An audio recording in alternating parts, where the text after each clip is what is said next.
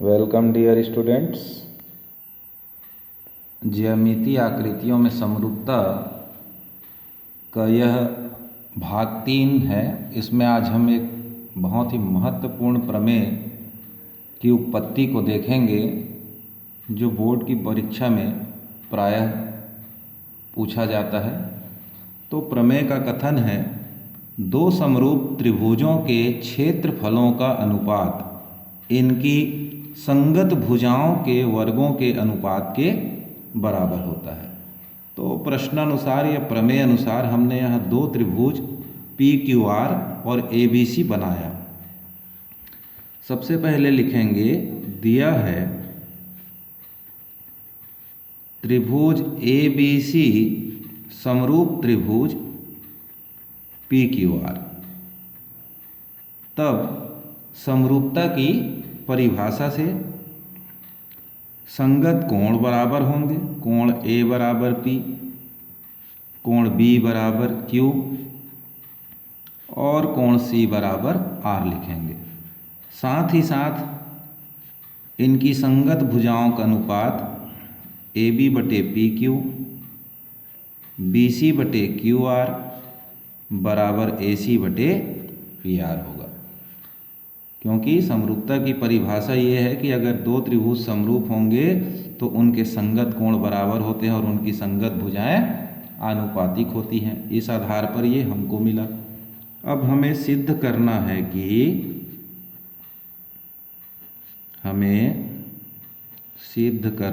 कि तो क्या सिद्ध करना है, एक बार प्रमेय को और पढ़िए। दो समरूप त्रिभुजों के क्षेत्रफलों का अनुपात इनकी संगत भुजाओं के वर्गों के अनुपात के बराबर होता है। तो हो जाएगा त्रिभुज ABC का क्षेत्रफल बटे त्रिभुज PQR का क्षेत्रफल लिखें। अब इनकी संगत भुजाओं का अनुपात हमें दिया है, हमें मालूम है।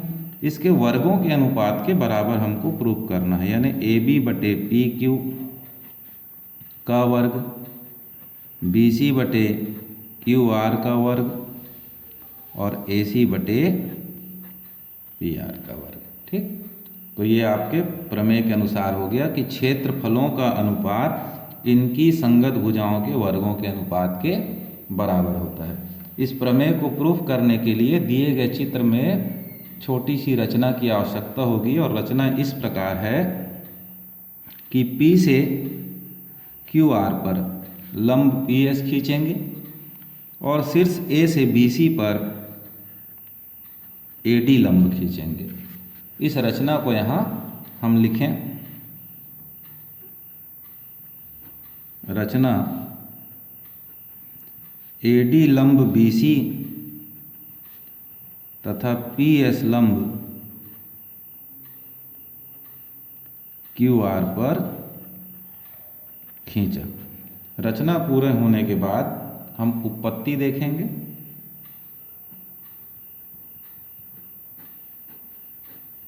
उत्पत्ति में हम दोनों त्रिभुज को लेंगे, त्रिभुज ABC व त्रिभुज PQR में।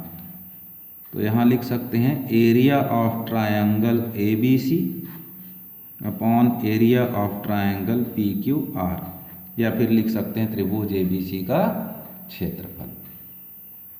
किसी त्रिभुज के क्षेत्रफल का सूत्र होता है 1/2 आधार गुणित ऊंचाई। हर में भी यही लिखेंगे 1/2 आधार गुणित ऊंचाई। तो त्रिभुज ABC का आधार क्या होगा, चित्र में आइए देखते हैं। BC आधार होगा, AD ऊंचाई होगी, और त्रिभुज PQR में आधार QR होगा और ऊंचाई PS होगा। तो ऊपर त्रिभुज ABC लिखा गया है, तो इसका आधार BC, ऊंचाई AD। त्रिभुज PQR में आधार हुआ QR और ऊंचाई हुआ PS। हाफ हाफ कैंसिल कर देंगे तो बचेगा BC बटे QR गुणित AD बटे पी एस, इसको कह देंगे इक्वेशन नंबर 1। अब हमको आगे ये करना है कि जो ए डी बटे पी एस मिला है इसके बराबर यदि हमको बी सी बटे क्यू आर मिल जाए तो हम यहाँ पर बी सी बटे क्यू आर रख लेंगे। तो बी सी बटे क्यू आर का हमको क्या मिल जाएगा, स्क्वायर मिल जाएगा। ओके, तो ए डी बटे पी एस बराबर बी सी बटे क्यू आर प्राप्त करने के लिए हम त्रिभुज पी क्यू एस और त्रिभुज ए बी डी का चयन करेंगे। पी क्यू एस मीन ये त्रिभुज हुआ आपका और ए बी डी ये त्रिभुज होगा आपका, इन दोनों को लेंगे। तो यहाँ कोण Q बराबर कोण B लिखा जा सकता है। ये कहाँ से आया, तो ये हमको प्रश्न में दिया गया है।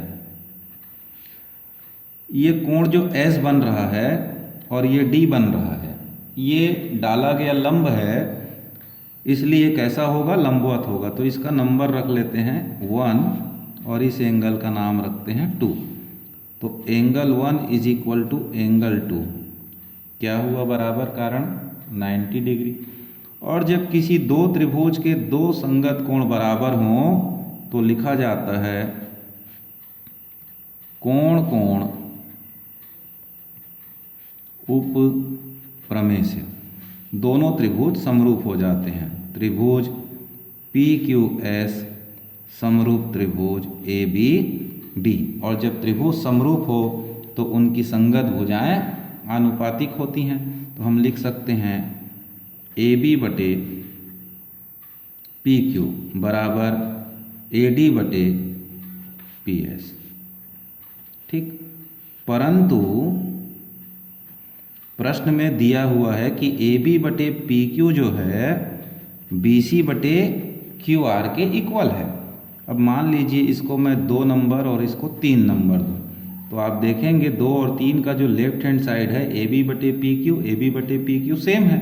जब लेफ्ट हैंड साइड बराबर है तो इसका राइट हैंड साइड आपस में अपने आप क्या हो जाएगा, बराबर हो जाएगा। ऐसा कहिए, या ए बी बटे पी क्यू के मान को तीसरे समीकरण में रख रहे हैं। तो कुल मिलाकर के हाँ हम लिख सकते हैं समीकरण 2 व 3 से क्या लिखेंगे, ए डी बटे पी एस बराबर बी सी बटे क्यू आर। अब इस ए डी बटे पी एस के मान को हम कहाँ रखेंगे, समीकरण 1 में रख सकते हैं। तो हमारा समीकरण 1 आप देखेंगे क्या है, ये मिला था त्रिभुज ए बी सी का क्षेत्रफल बटे त्रिभुज पी क्यू आर का क्षेत्रफल बराबर बी सी बटे क्यू आर गुणित ए डी बटे पी एस। तो यहाँ ए डी बटे पी एस के मान को हम यहाँ भरते हैं। तो ये लिख देंगे ए डी बटे पी एस का मान समीकरण 1 में रखने पर तो ये हो जाता है area of triangle A B C upon area of triangle P Q R, B C बटे क्यू आर गुणित बी सी बटे क्यू आर। तो क्या मिल गया, बी सी बटे क्यू आर का होल स्क्वायर। कोई एक भाग सिद्ध हो गया हमारा। सिद्धे क्या था, तो देखेंगे सिद्धे में था त्रिभुज ए बी सी का क्षेत्रफल बटे त्रिभुज पी क्यू आर का क्षेत्रफल बराबर ये, इसमें था बी सी बटे क्यू आर। एक प्रूफ कर लिए, बाकी 2 को इसी प्रकार लिखना हो। फिर इसी प्रकार